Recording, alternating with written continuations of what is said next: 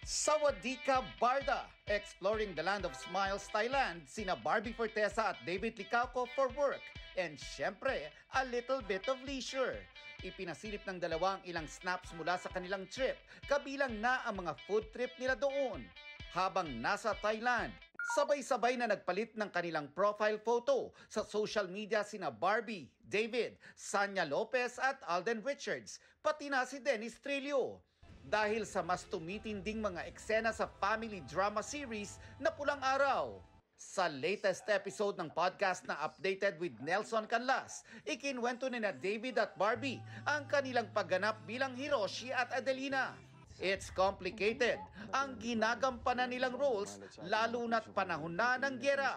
So, yung conflict ang dami, 'di ba? Tapos mahal niya Filipina, tapos si Dennis, kalahi niya, pero hindi niya alam kung saan siya mag-decide. Hindi raw nahirapan si Barbie to get into her character dahil mahirap man ang ginagampanan, malinaw daw ang katauhan at nararamdaman niya ang karakter. Very obvious yung love ni Adelina and ni Hiroshi for each other. So, lamanan mo lang talaga yon ng restraint and yung pagiging forbidden kasi hindi talaga sila pwede. Yun, so parang yung ganon, yung gigil talaga eh. Hintayin kita. Ang pag-iibigan naman ni Eduardo play by Alden at Teresita na ginagampanan ni Sanya. Dapat ding abangan kung saan hahantong, lalo't matibay ang humahadlang. Pararayain ko ramang siya pagkatapos natin ikasar.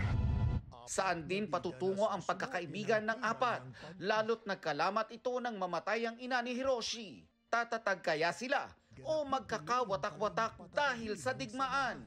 Huwag palampasin ang umiinit na kwento ng Pulang Araw. Nelson Canlas, updated sa Showbiz Happenings.